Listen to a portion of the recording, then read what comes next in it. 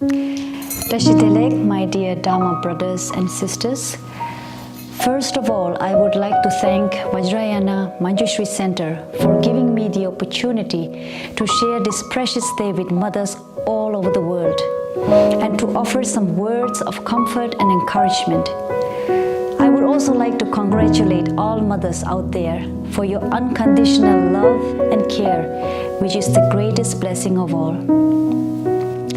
I'm not sure I can give advice to mothers around the world because they are all unique in their own way, already doing their best they can for their children, to make their children be the best version of themselves, molding them into kind and compassionate people as they grow up.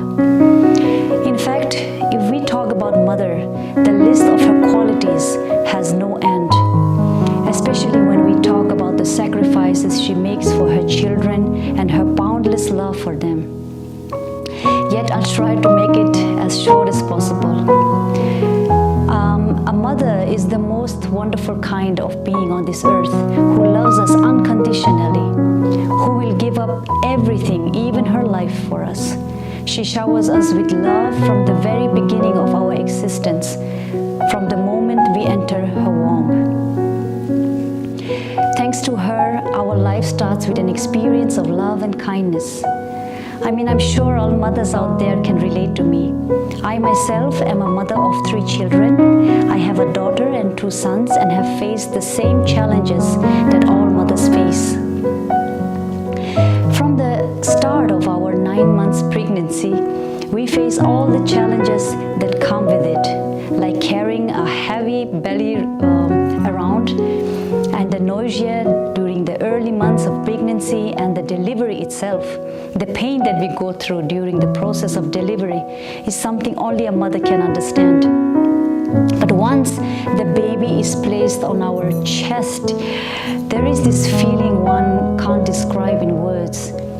And I remember during my first child's delivery, the doctor jokingly asked me, after having delivered her, "Would you want another child?" And I said, definitely, oh yes. Everyone there laughed, but it was the truth, because there is the magic when you see your baby for the first time and you forget everything and you could do everything all over again. And our mothers must have felt the same when she had us. There is a saying that a mother's love is like the ocean. You can see its beginning but not its end, and it's absolutely true. Our life begins in our mother's womb. Then she gives birth to us and brings us into this world. There isn't a moment in our life when our mother isn't thinking about us and doing everything she can for us. She's completely selfless and will make any sacrifice for our well-being and happiness. And for sure, it is practically impossible to pay back a mother's kindness in a single lifetime.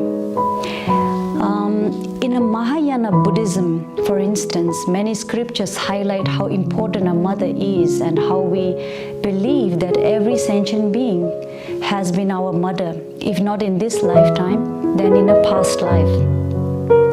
In this way, we begin to appreciate the love we received from them when they were our mother, and how we should be grateful to them and love them with all our heart, whoever they are in this lifetime.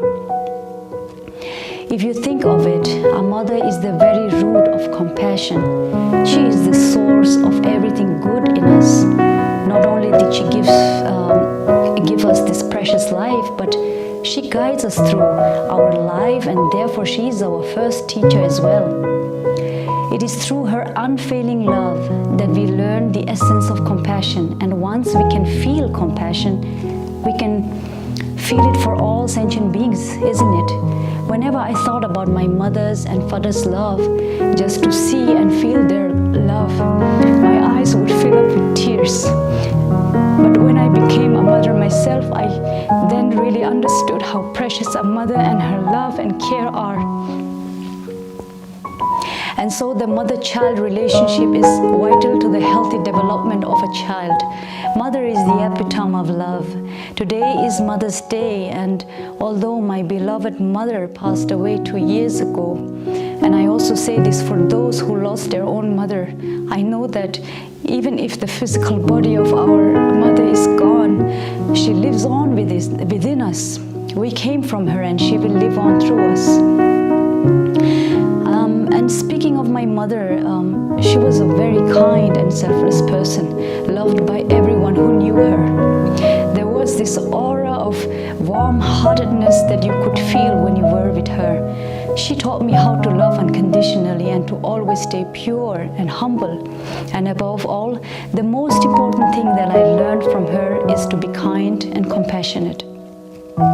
What I saw my mother practice throughout her life is to be kind and patient, no matter what, even in situations when people are unkind or rude. This is a legacy that I'm determined to sustain.